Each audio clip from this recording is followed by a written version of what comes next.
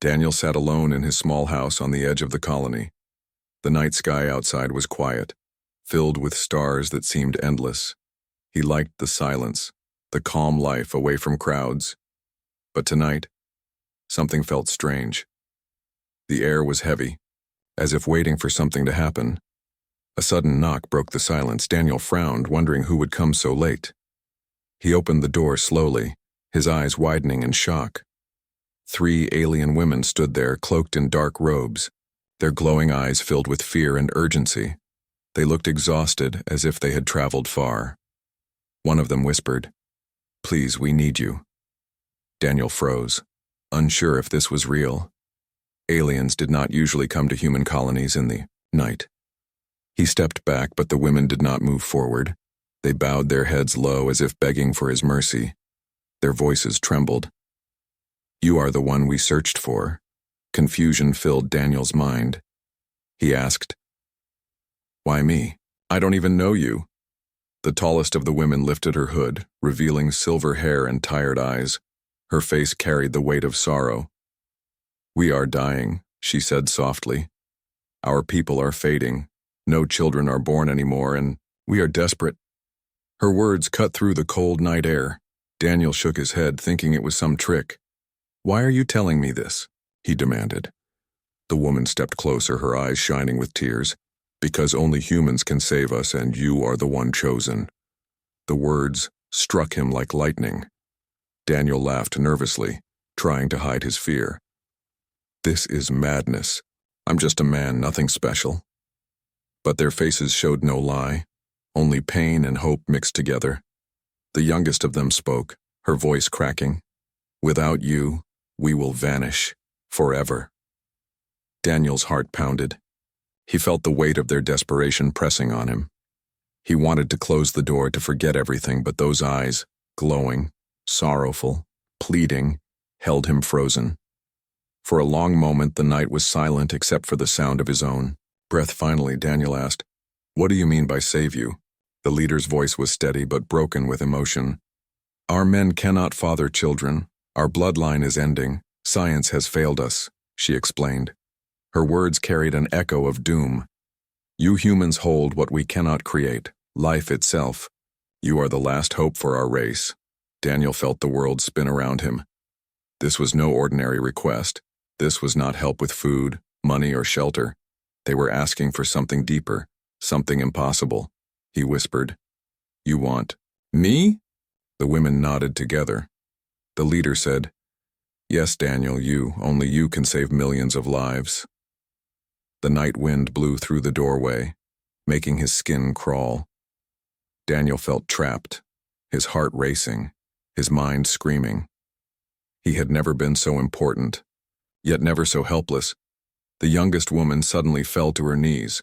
Her voice broke as she cried, "Please, if you turn us away, our people will be gone in less than 1 generation. We will have no future." Her tears hit the ground, glowing. Faintly in the moonlight, Daniel's chest tightened. He wanted to lift her up, but fear kept him still. For the first time in his life, Daniel realized his simple, quiet world had ended. The universe had come knocking at his door, demanding a choice. And behind those glowing eyes was not a lie, but a desperate truth. A truth that could not be ignored. That night, Daniel stood between silence and destiny, between turning away and stepping into the unknown. And as the stars watched above, the mystery deepened. Why him? Why now? The answer would change everything, forever. Daniel sat down slowly, his hands trembling. The alien women remained standing in the doorway, their glowing eyes fixed on him. He tried to calm his breathing, but the pressure of their presence was too heavy. Finally, he said, "Explain, tell me everything." The leader stepped forward, removing her cloak. Her silver hair shone faintly in the dim light, and her voice carried both strength and sorrow. "Our world is broken, Daniel. Our women can no longer give life. Our children are gone. Our cradles are empty," she said. Her words cut deep into the silence. "We tried science, medicine, even forbidden experiments, but all failed." Daniel rubbed his temples, his mind spinning. This is impossible. Why me? There must be other humans. There must be better ways, he argued. The youngest of the women, her face thin and pale, stepped forward. No, she whispered. Not all humans can help. Many are weak. Many are sick. But you, your bloodline, is strong. You're healthy. You are the one we need. Daniel felt anger rising inside him. To you, I'm just material, a tool. Is that all I am to you? He asked sharply. The women exchanged glances, guilt in their eyes. The leader spoke again. No, Daniel, you are not just material. You are hope. You are the key to our survival. Without you, millions will vanish into silence. Her words shook him. Daniel stood up, pacing across the small room. He had lived his life in peace, never important, never chosen. And now, in one night, he was told he carried the fate of an entire alien species. He wanted to run, to escape this madness, but his heart ached as he looked at their faces. The youngest woman suddenly knelt before him. Her trembling hands touched the floor, her voice breaking.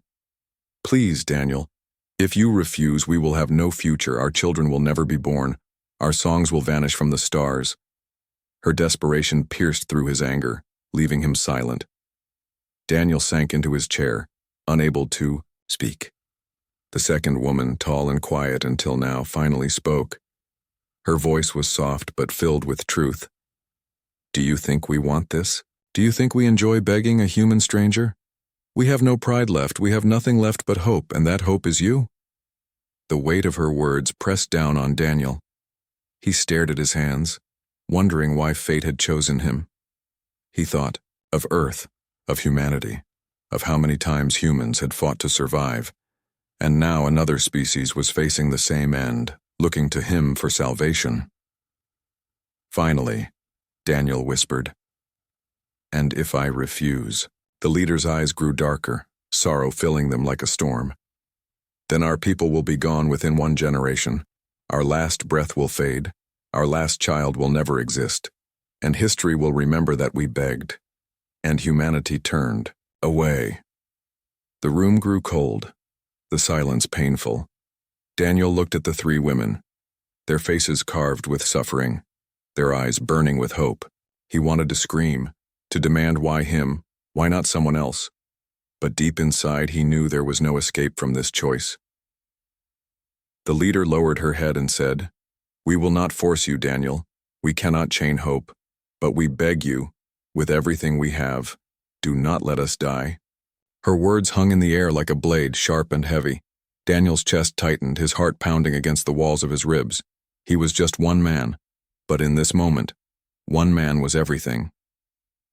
The night grew darker outside, the stars, cold and silent. Daniel stood in the middle of the room, torn between fear and responsibility. And in that silence, he realized the truth. No matter what he chose, his life would never be the same again. Daniel barely slept that night. The voices of the alien women echoed in his mind, their pleas, their tears, their desperation. When the morning came, the leader returned, waiting silently at his door. Her face was calm, but her eyes carried the same weight of sorrow. She said only one thing, "Come with us, Daniel, and see our truth." Daniel hesitated, his heart torn between fear and curiosity, but something inside told him he could not stay blind. He followed them through the edge of the colony, past forests of dark trees and rocky paths no human dared to cross. Hours passed, and the air grew colder, heavier. The land seemed untouched by time, strange lights glowing faintly in the mist. Finally, they reached a hidden passage, carved into the mountains, guarded by alien symbols that pulsed with faint energy. The leader placed her hand on the wall, and the stone shifted open with a low rumble. A hidden gate to another world revealed itself. Daniel's breath caught in his throat. He had never seen technology like this. They stepped inside, and his eyes widened in shock. Before him stretched a vast underground city. Towers of crystal rose high into the cavern, glowing with soft blue light. Bridges of silver connected platforms above dark rivers that flowed with strange energy. The city was alive, beautiful and tragic all at once. Everywhere he looked, he saw alien women, some walking slowly with tired faces, some holding empty baskets, some kneeling in silent prayer. Their eyes were filled with sadness, yet still carried a spark of hope. Children were nowhere to be seen. The silence of the city was louder than any scream. Daniel's chest tightened as he walked through. The youngest woman from before whispered, "Do you see now? This is why we begged you." He nodded slowly, unable to speak. Every face he passed seemed to pierce him with invisible needles. They looked at him not with anger, but with quiet pleading, as if he was already their savior. The leader guided him toward a great hall. Inside were rows of empty cradles, thousands of them, once filled with life, now collecting dust. Daniel reached out and touched one, his fingers brushing against the cold wood. It was like touching the grave of a child who had never been born. He turned to the leader, his voice breaking. "How long has it been?" "Almost 2 decades," she replied softly. "Not a single child has lived." Her words struck him harder than any weapon. Daniel felt a lump in his throat, his legs weak beneath him. This was no trick, no lie. This was real. The second woman, tall and silent, finally spoke. "Our scientists tried everything, machines, medicine, even mixing our own bloodlines, but nothing survived," she said. Her hands clenched into fists, anger hidden beneath her calm face. "It is not weakness of will, Daniel. It is the end of nature itself for us." Daniel wanted to deny it, to believe this was not his burden. But the truth was carved into every empty cradle, every hollow eye, every silent street. He looked around, and for the first time he felt the crushing weight of an entire species on his shoulders. He whispered to himself, "They're dying." The leader placed a hand gently on his shoulder. "Now you see. Now you understand why we came to you, Daniel, why we cannot give up." Her voice was calm, but behind it was the strength of a people fighting their last battle. Daniel closed his eyes, his mind drowning in questions. Why him? Why his bloodline? Why now? As he stood in that hall of empty cradles, Daniel realized his choice was not just about himself anymore. It was about an entire city, an entire race, standing at the edge of extinction. The hidden world had revealed its truth, and with it, Daniel's quiet life had shattered forever. Daniel sat in the great hall long after the alien women had left him alone. The rows of empty cradles stared back at him, silent and heavy like ghosts of lives never born. His hands shook as he gripped the edge. Of the cradle nearest to him, he whispered under his breath, "Why me? Why must it be me?" When the leader returned, she found him still sitting there. Her steps were soft, but her voice carried strength.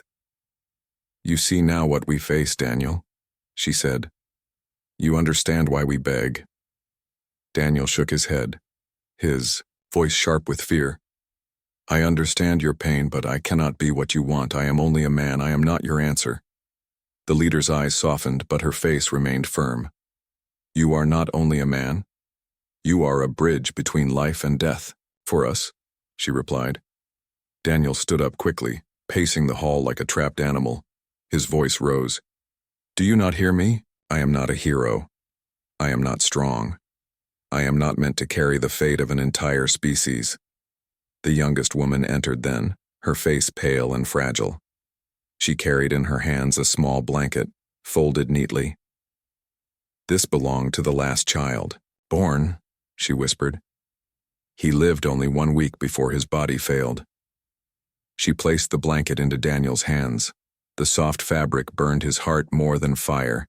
Daniel wanted to throw it away, but he could not. His fingers clutched the cloth as his chest tightened. He felt the weight of the tiny life that had never seen the world. Tears pricked his eyes, but he turned away, ashamed to show weakness. The tall, silent woman spoke next. "You think we see you as a prisoner, but you are wrong. We see you as the last chance." Daniel's voice cracked. "But what about me? What about my freedom, my choice?" Her answer came cold and sharp. "Your choice is the choice of millions, Daniel, do you not see? You are one, but behind you stands a whole race waiting to live." Daniel fell into silence, torn in every direction.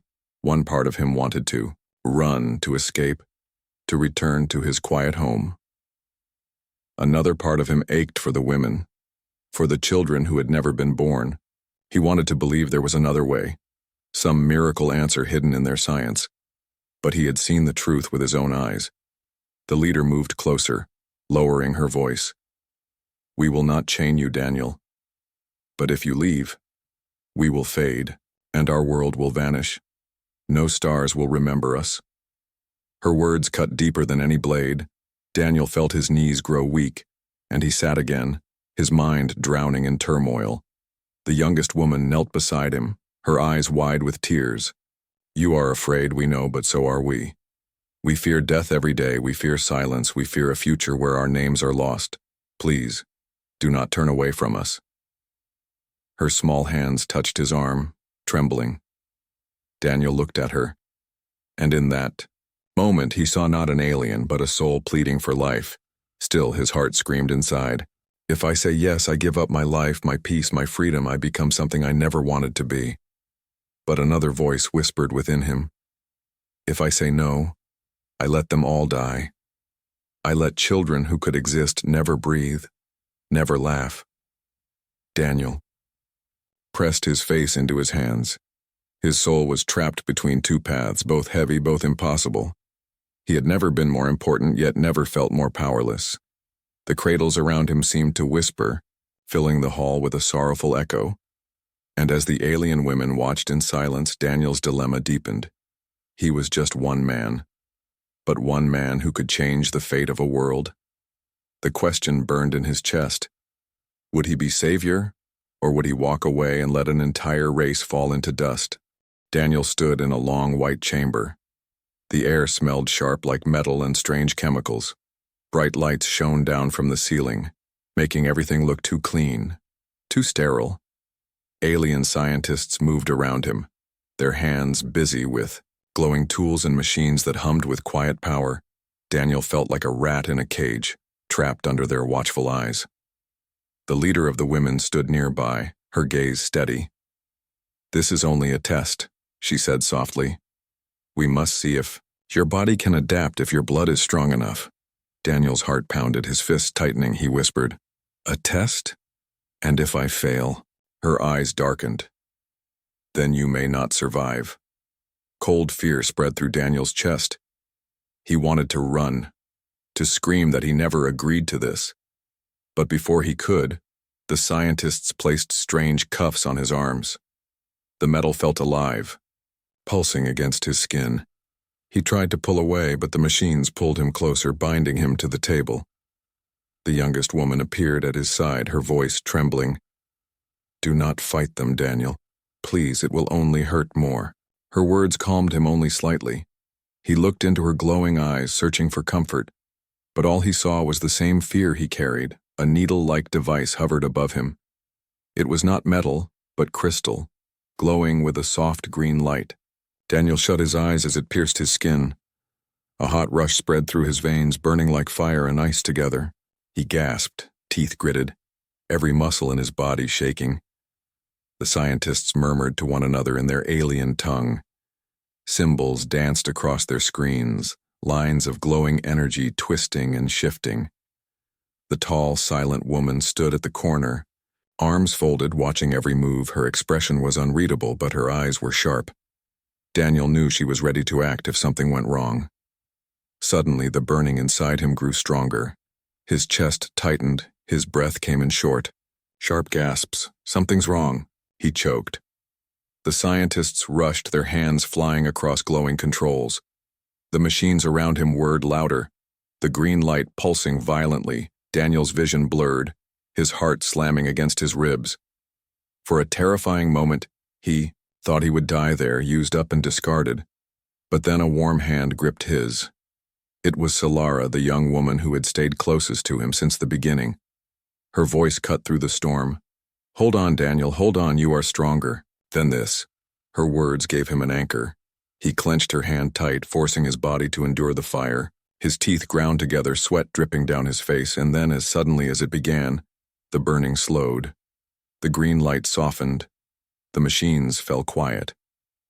The scientists exhaled as if a great weight had lifted. One of them nodded to the leader. "He lives. The first trial is a success." Daniel collapsed back against the table, his body weak and trembling.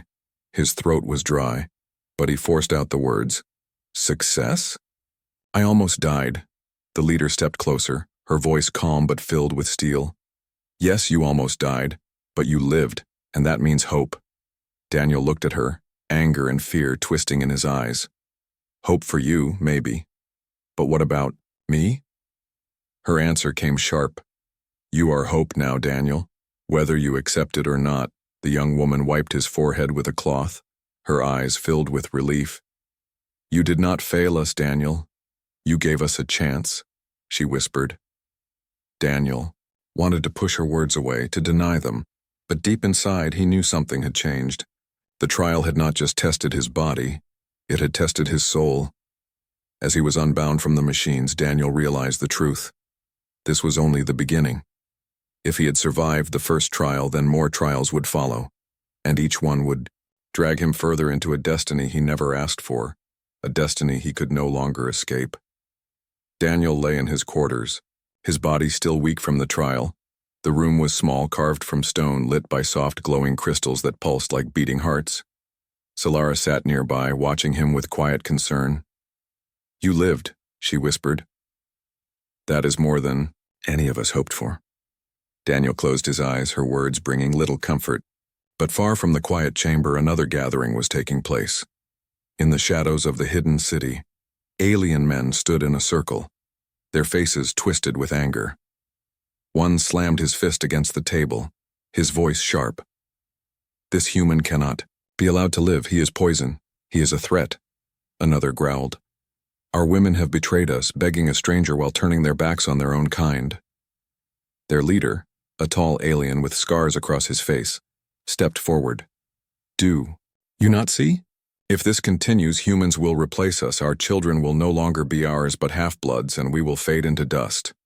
His words burned into the hearts of the men. "We cannot allow it. We will not allow it. The human must die." Back in his chamber, Daniel stirred, unaware of the storm brewing. The leader of the women entered, her silver hair shining in the dim light. She looked tired, her shoulders heavy with burden. "Daniel, there is something you must know," she began. "There are those among us who do not want you here. They see you not as hope, but as a threat." Daniel sat up slowly, his chest tightening. "So they hate me because I can give what they cannot?" he asked. The leader nodded, sorrow in her eyes. "Yes, they fear you. Fear that our future will not belong to them but to you and to us. They will try to stop this, even with violence." The words sank deep into Daniel's heart. He had already faced death in the trial. Now he would face it again in the form of enemies he did not ask for. "Then why keep me here?" he asked, his voice sharp. "Because without you there is no hope," she replied firmly. "Even if they rise against us, we cannot let you go." Solara's hand touched his arm gently, her voice soft. "They will not harm you while we live. Daniel, I swear it." Her glowing eyes held both fear and determination. Daniel looked at her, seeing for the first time the courage that burned inside her fragile frame. But deep down he knew promises could not stop blades. Meanwhile, the angry faction prepared in secret. They sharpened weapons, strange spears of energy that hissed with deadly power. They whispered plans of ambush, of striking the human before more trials could begin. "Better he dies now than bring the end of our kind," their scarred leader growled. Their hatred grew like fire, ready to consume. Night fell, and Daniel's chamber grew quiet. But Solara could not sleep. She sensed the tension in the city. Every shadow seemed dangerous, every sound carried threat. She rose and walked the halls, her eyes sharp. And there, hidden behind pillars, she caught sight of the men, whispering, watching, waiting. Fear chilled her blood. She rushed back to Daniel, shaking him awake. "They are coming, Daniel, the opposition. They plan to kill you." Daniel's heart slammed in his chest, his mind racing. He had come this far, survived the trial, and now death hunted him once more. The leader of the women arrived quickly, her face grim. "So it begins," she said. "They move against us."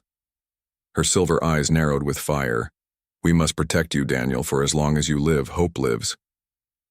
Daniel stood, his body still weak, but his spirit alive with fear and defiance. For the first time, he realized this was not just about science, not just about trials, it was war. And he was the center of it, a human who had become the spark of both salvation and destruction. Daniel could not sleep after Solara's warning. The shadows outside his chamber seemed alive, carrying whispers of danger. But in the silence of fear, something else began to grow. A bond he had not expected, a fragile thread between him and the alien women who refused to leave his side. The morning light inside the cavern city was soft, filtered through glowing crystals. Daniel walked through the streets with Solara and the leader. He noticed how the alien women watched him not with anger but with hope. Their eyes followed him like he was already part of their future. It made his chest heavy, yet strangely warm. Solara spoke as they passed the market. "Do you see them, Daniel? These women have lost everything, their sisters, their daughters, even their voices, but when they see you, they believe again." Daniel frowned, his voice low. "But what if I fail them? What if I cannot give what they ask?" Solara shook, her head gently. "Then at least you tried, and that is more than silence, more than death." They entered a hall filled with alien women weaving cloth. The air was thick with the sound of hands moving, soft voices singing low songs of sorrow. One older woman approached Daniel, her hands trembling as she placed a scarf in his hands. "It is for you," she whispered, "so you will remember us even if we fall." Daniel held the scarf close, the weight of their trust pressing into his heart. Later, in the gardens beneath, glowing vines, Solara sat beside him. Her voice was softer than before, almost shy. "You are afraid, Daniel, I see it in your eyes, but fear does not mean weakness. Fear means you care." Daniel looked at her, surprised by her words. He had always believed fear was failure. Yet here, fear was proof that he carried something worth protecting. As the hours passed, more women came to him. Some shared stories of children who never lived. Others spoke of dreams they buried long ago. They did not beg. They did not cry. They only wanted him to know who they were. Their words painted a picture of a people who had suffered but had not surrendered. Daniel listened in silence, feeling each story like a knife and a gift together. One young woman placed a small carved toy in his hands. "My brother made this long ago for a child he hoped to have one day," she said, her voice breaking. The toy was simple, shaped like a bird, yet to Daniel, it felt heavier than stone. He whispered, "I do not deserve your trust." But she shook her head. "You are the only one left to carry it." That night, Daniel returned to his chamber. Solara followed him, her steps slow, her face lit by the glow of crystals. She looked at him with eyes filled not with desperation, but with warmth. "You are no longer just a prisoner here, Daniel. You are part of us now," she said. Her words lingered in the air like a gentle fire. Daniel sat on the edge of his bed, staring at the scarf, the toy, the blanket, symbols of a people's last hope, gifts that tied him to their fate. For the first time, he did not feel like an outsider completely. He felt something stir inside him, something dangerous. Not just pity, not just duty, but connection. Yet even in that, warmth. He could not escape the shadow of danger. He remembered Solara's warning, remembered the eyes of the men filled with hate. This bond he shared with the women would only make him a greater target. But still, as Solara placed her hand over his, Daniel realized something important. He no longer stood alone.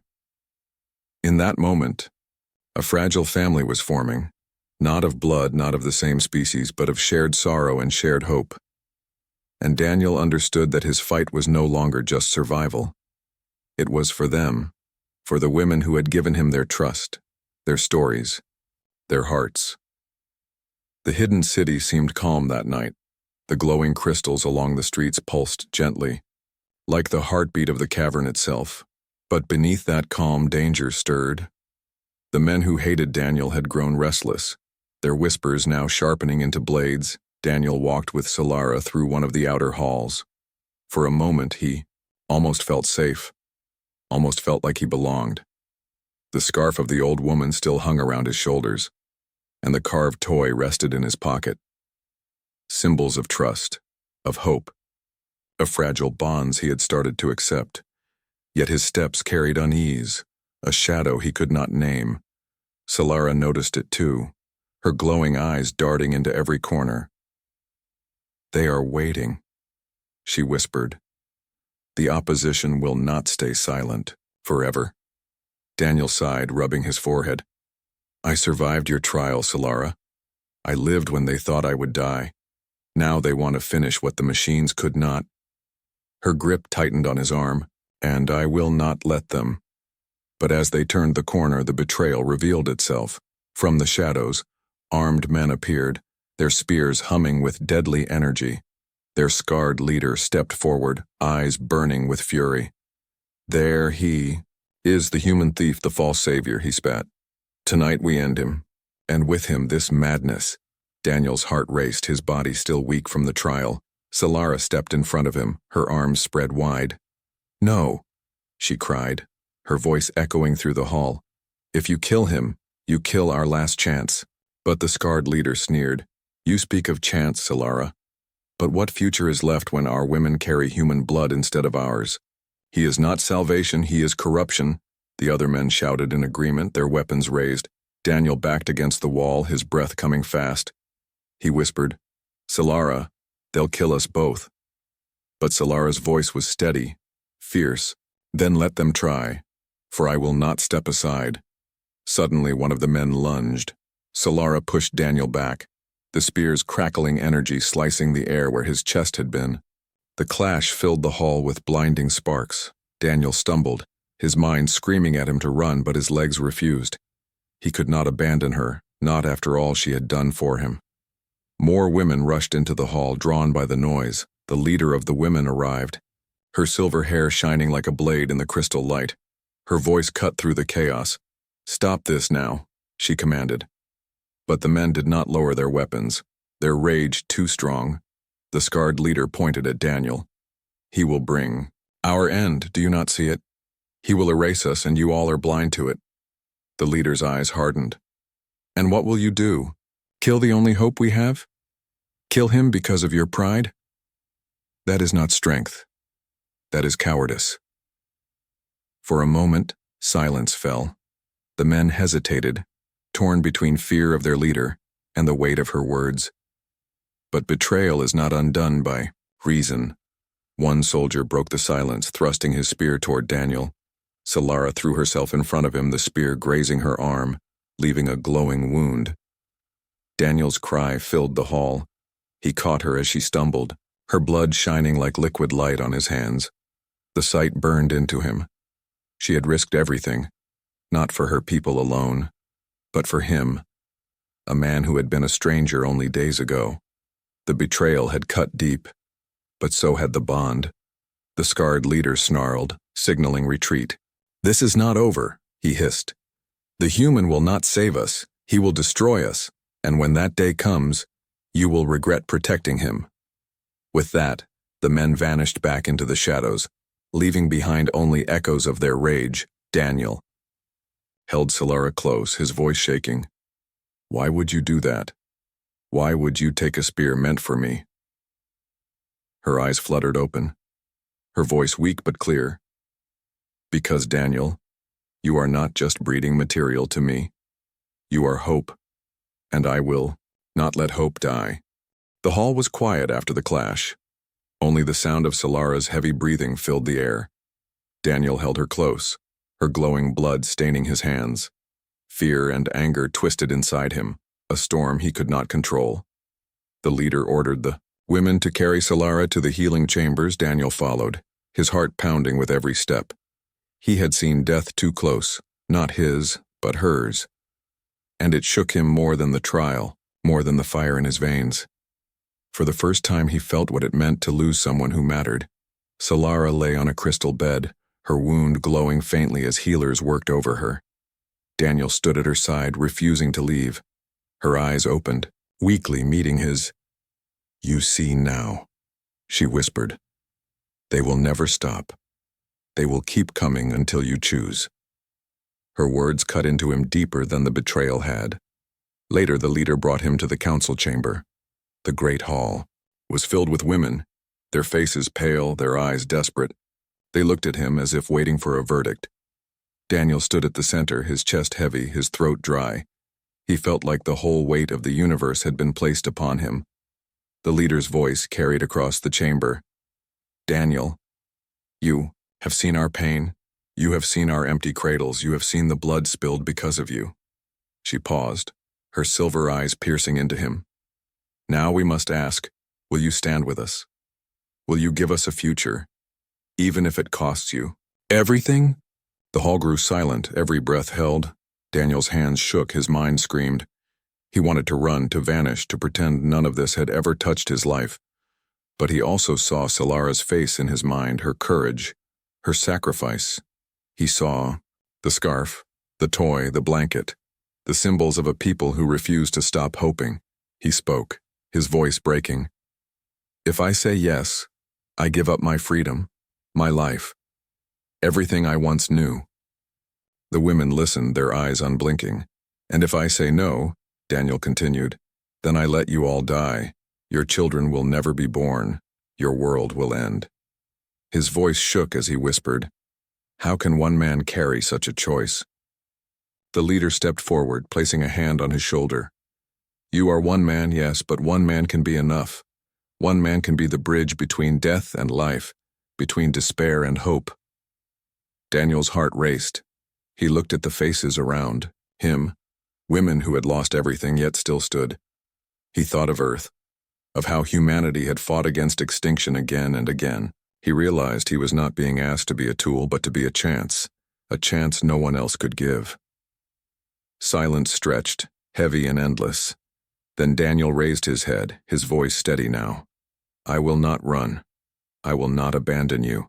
If my blood can save you, then I will give it. I will help you. Gasps filled the chamber. Tears glistened in alien eyes. The silence broke into soft cries of relief.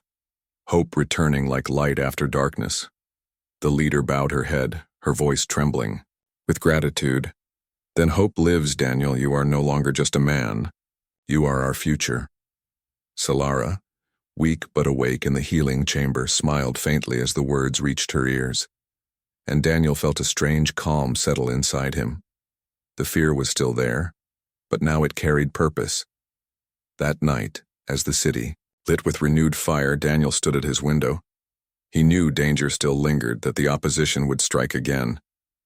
But he also knew he had made his choice. A choice that bound him forever to a people not his own. A choice that could change the fate of two worlds,